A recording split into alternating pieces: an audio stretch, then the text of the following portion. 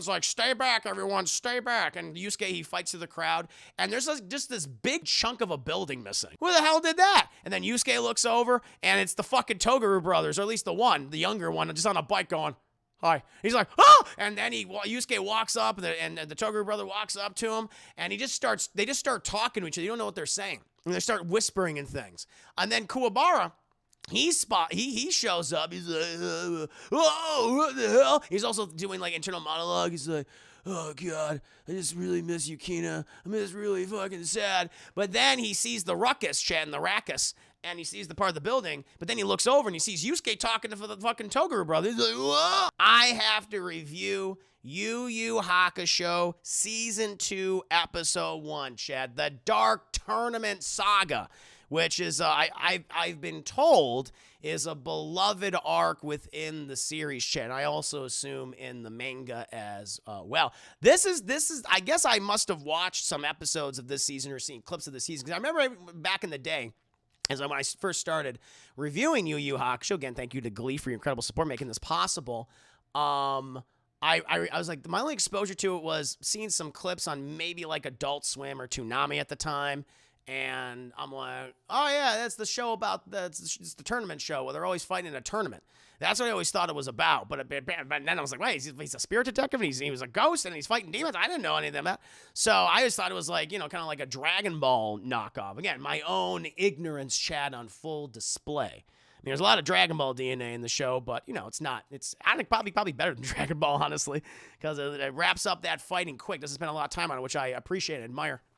But that was the things I was familiar with Yu Yu Hakusho. And so now, chat, we're finally getting into that particular arc. But before we do that, we have to do a recap in case you forgot what happened, chat. This is how the episode starts. It's like, hey, dum-dums, it's been however long since the previous season, and you may have forgotten some details about Yu Yu Hakusho, okay? He was a snot-nosed 14-year-old who always skipped school, and then one goddamn day, he saw this derpy, bow-legged kid run out in the middle of the street because he wanted to get his soccer ball. And Yusuke's like, God damn it. He dives in front of the kid, pushes him out of the way, and fucking hits the car. Just, horrible. Horrible, Chad, and he dies. But then he's above his body. He's like, oh my God, I'm a ghost. And then he meets the Grim Reaper, who's kind of sexy, chat. And then he meets Baby Jesus, who's like, you work for me now, but we got to get you back in your body. That's how this is going to work. And then he becomes Spirit Detective Earth, chat, where he's got to hunt down demons. And he has to hunt down the particular demons named Kurama, chat, who's kind of a nice guy. And he is kind of like a little Vegeta, a little shit.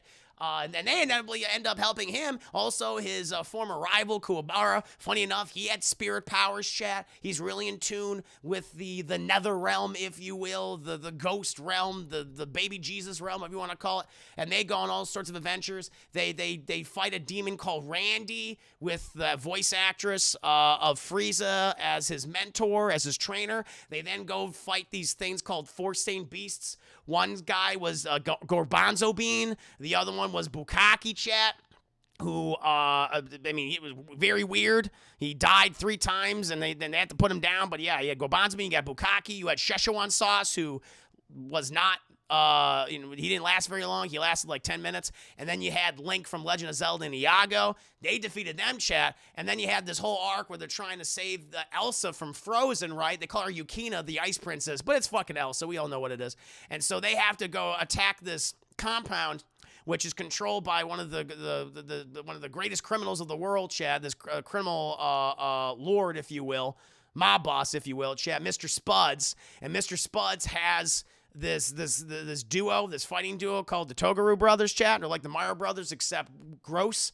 And one's like really big and tall, and he's called the younger. And then you got the older one, who is like this weird Schmeagle guy that lives on the guy's shoulder, chat. And they invade, and they rescue Yukina, right? And they gotta battle the Toguro brothers. Oh, and they're defeated. They're killed. They're seemingly fucking killed. Also, Hiei's the half-brother of Yukina. And you didn't know that until like the very end of the episode. That happened.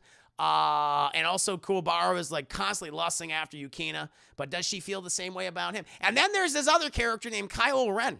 There's this Kylo Ren character, chat. I forgot what his name was. You guys can help remind me. But he looks like Kylo Ren. He's kind of sexy. and he's very competent, chat, and apparently he's acquired $66 billion fucking dollars, which is a lot of goddamn money. So good for him, chat. Good for him. But that's pretty much the recap of Yu Yu Hakusho Season 1. I could have saved a lot of time just doing it that way, but I like reviewing all these episodes, chat. I like doing Sakio, that's it. Sakio, thank you. And he's the main, clearly setting up him as the main villain for this next phase, or at least the big bad behind the scenes, if you will. Definitely an improvement over Mr. Spuds, in my personal opinion, chat. But then after the recap, after that, all right, there you go. And here we are now. We then cut to Elsa, or also known as Yukina, the Ice Demon Princess, and Kuwabara in the middle of a snowstorm. Apparently, Kuwabara is sad because Yukina says, hey, listen, I really appreciate you saving me. It's amazing. I can tell you have an incredibly kind heart, but I have to live in the woods with the animals. She has to live in a snowstorm, I guess. She has to live in the Great White North, chat, you know? It's just like, okay, kind of weird. And he's like, will I ever see you again? And she's like, probably not. And then she just leaves, and he's like, and he gets really sad. He's not like weeping, like, oh, like that. He's just depressed. Kuwabara just becomes really, really depressed, chat. I'm like, wow. Again, Kuwabara is probably my favorite character. He's got a short fuse, much like Yusuke, but he's actually, I don't know. There's something. He's wholesome. There's something wholesome about him. Funny enough, he's also voiced by the same guy who is the voice of fucking Vegeta, chat, and Dragon Ball Z and all the other movies and things, and Super and stuff. So that's pretty goddamn cool in my opinion. And GT, if you want to count GT, but he's also the voice of Vegeta in GT. But after that, chat, we then cut to, I guess we're back wherever we were in the beginning of the show. Are we in Tokyo? I don't know what city we're in, chat. I assume Tokyo. I think that's where the typical Westerner's mind goes to when they think of a Japanese city, Tokyo. So we're back in in the human world, chat. And all of Kuwabara's friends who are like, oh yeah, these guys, they're dicks, because they're all betting, they're all making bets on what they think is up with Kuwabara because he's just so goddamn sad. And some are saying like, oh, maybe his sister's sick, or maybe it's his mom, or maybe he got dumped by that fucking girl he was talking about. And then Yusuke chimes in and goes, that's the one. And Botan's like, Yusuke, can you not be like a fucking dick for like a second? He's like, what? It's true. And then Kuwabara just walks up and he just passes by everyone. And he's like, wow, he's like really sad. He's not getting even mad at his friends. He's not getting mad at Yusuke. He's like, you could tell, like, Kuwabara's like really matured in this show. And he's like, I don't really care what you want to say. I mean, it ain't going to change how I feel. And so he just keeps going. He's like, wow, good for you, man. Good for you not to take the fucking bait. I appreciate that. And after that, we get a little flashback. We get another flashback, chat, to when Yukina Elsa goes into the woods with the forest creatures and shit, and they're like, yay, she's back or whatever. We then have, oh god, who is it? I think it's Karama. I think it's Karama and Hiei, because they're always hanging out with each other, kind of like their own little duo.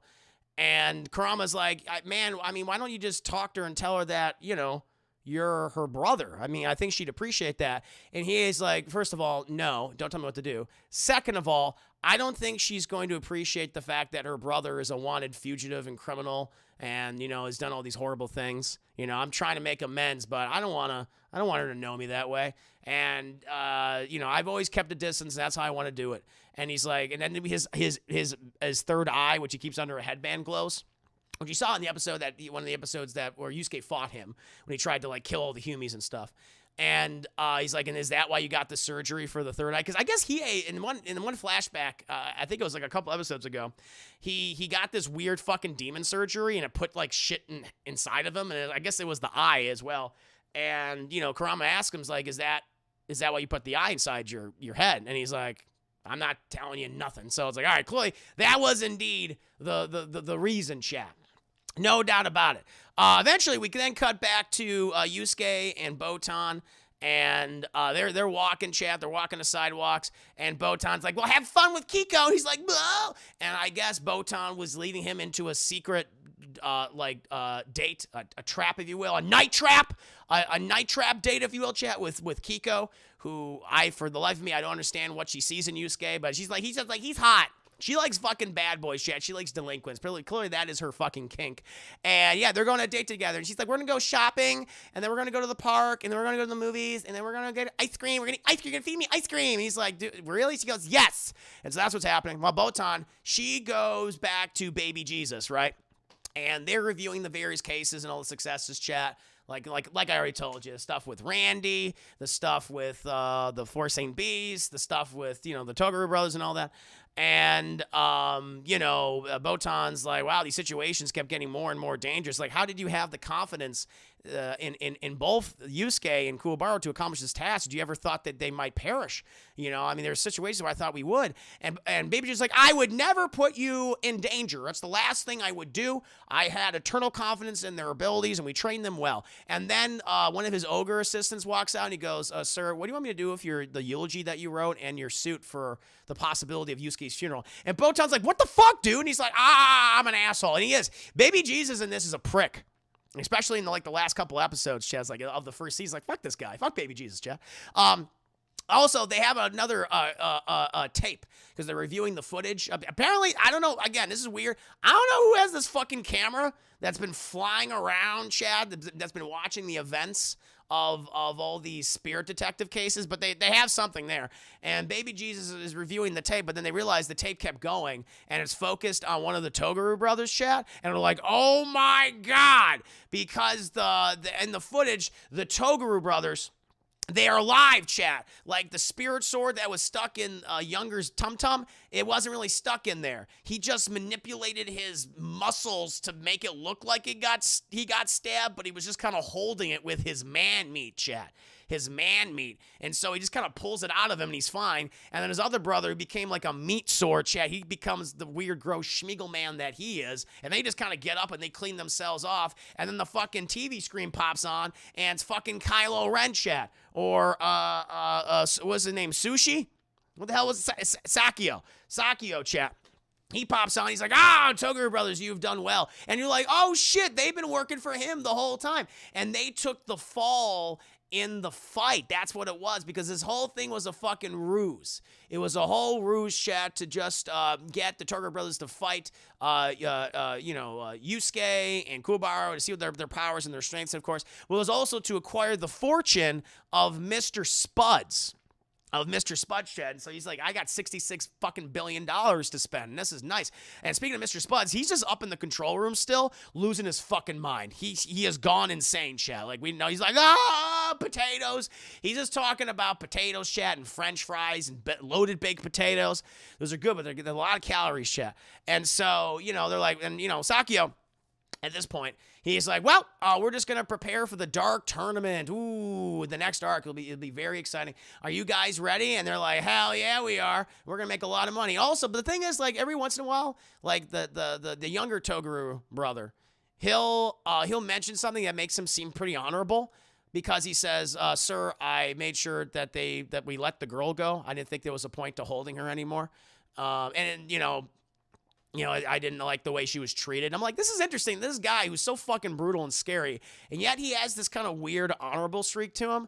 And he's like, there's certain, even the previous episodes, they kind of focused on that occasionally. Like when he fought that one monster, Helga or Helen or whatever, and he's like, I hurt that thing. I should have made the death painless, and I should have used more strength. He has these moments, which is interesting. But then, Sakio, Kylo Ren's like, don't worry about it. It's fine. It's okay. They can take her. She's not part of the plan anyway. It's no big deal. I got 66 billion. I got 66 goddamn $billion. No worries. But, you must inform those teenagers that you were beating on of the dark tournament. They have a role to play in my political machinations. Very good. And he's like, oh, by the way, take care of the mess upstairs. And he's like, okay, I can do that. Oh, and then he goes upstairs, and Mr. Spuds is just going, French fries! And he just punches Mr. Spuds' head off. It literally, he punches it, and it just shoots out towards the camera, chat. His severed potato head. It's like, my God. And then Baby Jesus watches that, and he's like, that's probably not good. We have to warn Yusuke. Speaking of Yusuke, chat, he is shopping with Kiko, chat. She's trying on all these sexy little outfits. And for whatever reason, shopping can be boring, chat, but it's your fucking girlfriend, and she's trying all these sexy outfits, showing off the goods, and he's like, I don't care. And she's like, yes. And after we're done shopping, we're going to go to the movies. And then we're going to go to ice cream. And we're going to eat more ice cream. And then we're going to go walk in the park. So, it'll be fun. And then we're going to eat more ice cream. And we're going to get fat and we're going to die. And he's like, oh, God, okay. All right, sure. And he tries to sneak off. And she's like, grabs, like, where are you going? And he's like, nowhere, honey. I'm here for you. He's like, you wouldn't walk out on our second date now, would you? Just like you did a couple of months ago. And he goes, bruh, of course not. No. Or however, I guess a couple of days ago or whatever. And at this point, there's an explosion outside. There's a ruckus, Chad. There's a ruckus and a rackus. And they go outside. And she's like, Yusuke, where are you going? It's like something happening outside. And everyone's like, stay back, everyone, stay back. And Yusuke, he fights through the crowd. And there's just this big fucking chunk of a building missing. And they're like, that's kind of fucking weird. Like, who the hell did that? And then Yusuke looks over, and it's the fucking Toguro brothers, or at least the younger one, just on a bike going, hi. He's like, oh! And then Yusuke walks up, and the Toguro brother walks up to him, and they just start talking to each other. You don't know what they're saying. And they start whispering and things. And then Kuwabara, he shows up. He's like, oh, what the hell? He's also doing like internal monologue. He's like, oh, God, I just really miss Yukina. I'm just really fucking sad. But then he sees the ruckus, Chad, and the rackus, and he sees the part of the building. But then he looks over and he sees Yusuke talking to the fucking Toguro brothers. He's like, whoa! And he sees them leave, and he goes and follows them, Chad. And eventually, we then, I guess they're in this parking lot, right? They're in this parking lot. And the Toguro brothers basically says, hey, listen, you guys didn't kill me and my brother. Matter of fact, we said we used like 80% of our power. We did not. I only used 20%. I faked my death. I can really use my tummy muscles to look like I got stabbed. Okay. You're pathetic and you're weak. You have potential, but you're weak. And I can tell you're fucking afraid of me. And we cut to Yusuke, and he's shaking because he's like, this guy's so fucking powerful. I've never encountered something like this. Not even Randy, the Four Saint Beasts, Link and all them. Obviously Kurama and Hiei, they got nothing on this guy. There's something weird about him, and he's very calm and very honest. And he's like, listen, there is a thing called the Dark Tournament, where it's this. I guess it's held every year, where it's all these rich fat fucks from around the world, Chad, humans, and they bet on these demon fighters, and demons go to this event because they love the bloodlust and they can munch on all the demon parts and stuff, and other humans that want to participate in the tournament if they choose to. You're going to have to, participate. And Yusuke's like, why? He says, because if you don't, I will kill you. And I'm not just going to kill you, okay? Before I kill you, I'm going to kill every person you know. I'm going to kill your mother. I'm going to kill your girlfriend. I'm going to kill your friend Kuwabara. And he just goes down the list. He's like, they're all going to die. And they're not going to die well, okay? They're not going to die well. And then, after I'm finished with all of them, I'm going to come for you, and then I'm going to kill you. And Yusuke's like, Jesus, dude. He's like, I'm going to show you what 60% of my power is. And he gets fucking swole. He gets swole and bumpy and just kind of gross and shit. And then he just starts, he doesn't attack, the thing is, he doesn't attack Yusuke.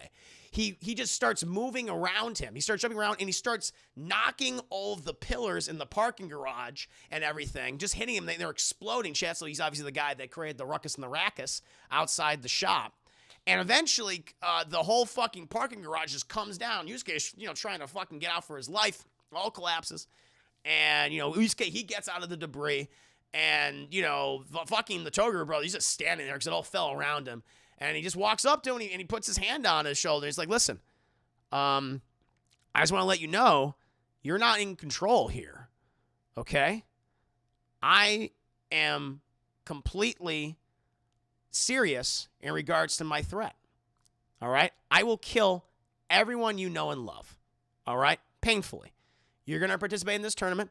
You're gonna get Kuwabara to do it, and I imagine you're gonna get little Vegeta, and you're gonna get Kurama in there too. You need 5 fighters to participate. You need a team, and whoever else you get, you better hope that they're good. You better hope that they're good because I'm gonna kill them. And so it's in 2 months. Train as best you can, and go to this location. And it's like, where they all going to meet up and they're going on this giant fucking ship, this industrial ship to this island or somewhere or whatever. And he's like, all right, well, I'll just see you later. And he just leaves. And Kuwabara, who's like across the street, has watched all this. He's like, oh my God, he's still alive. Holy shit, that power. And as Toguro brother, and Yusuke's like, holy fucking, I didn't do anything. I didn't do shit. I just stood there. I was so afraid. He's like, this is where he's truly afraid for the first time. And the Toguro brother, he just fucking puts on, he's got that, that long overcoat, chat. And he's got a bare chest long overcoat. He just starts walking. And he just knows, he just looks up and he sees Hiei and Kurama standing up there. And he goes, yeah, I see you guys up there. Listen, I'm sure you already overheard. Everything I told him, that applies to you too. So Kurama, I'm going to come after your mother and father. I'm going to kill them. And Hiei, I know about that half-demon bitch of yours. She'll die as well. You better participate. You better fucking bring it. All right, bye. And he just walks away. And Vegeta and Kurama are like, hell. Jesus. Who else are we going to get? And so after that, because they need another fighter, Chad. They need another fighter. And they have 2 months to train. And so Yusuke, he goes back to Genkai. And he asks for her help, and she's like, oh, Yusuke, look what the cat dragged in. It's been so long. You don't call. You don't write. And yet here you are. And he's like, I'm sorry, Genkai. I just got attacked by a really swole guy who said he would fucking kill everyone I know and love, and then he would kill me. And so I got to get good. I got to get good in order to participate in the Dark Demon Tournament Saga arc. And she's like, oh, we have a lot of training to do. So much training. And then we get a montage of Genkai putting Yusuke through all this training, fucking putting weights on his goddamn legs, like literally like balls and chains, just fighting, using new moves and everything, chat.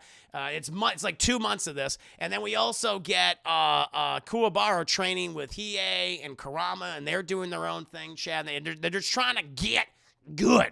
That's what's going on. And then after that, the narrator comes in, and 2 months have passed.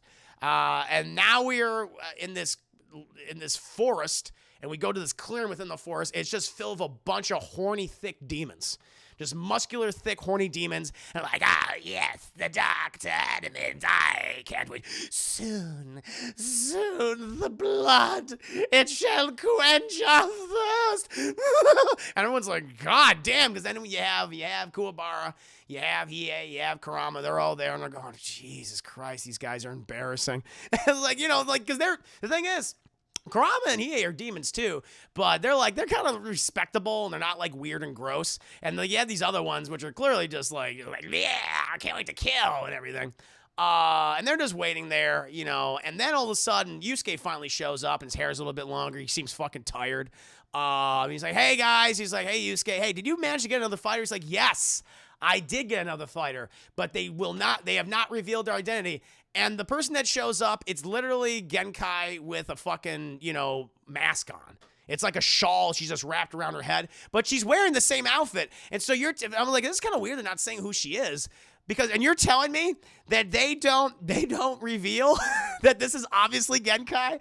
This is a secret in the season. I'm like, it's her. I mean, even her voice is like, yes, I am the chosen fighter, but my identity shall not be revealed. And everyone's like, oh, mysterious fighter. Fair enough. And then this pirate shows up, like literally Captain Hook. He has a fucking hook for hands. Yarr! We be journeying to the dark tourney. All demons, all deplorables, all the poor lost souls who will meet an untimely, grisly death. Please get on board and make sure that you are buckled in as we exit, and you can freely walk around once the bell chimes. Everyone's like, okay. And they all get on fucking board, chat, and then they sail out, or technically not sail, they just go out, chat, to, I imagine, the island, the location where they're going. And that, my friends, is my scene by scene breakdown for Yu Yu Hakusho Season 2, Episode 1. There you go, chat. The stakes are high.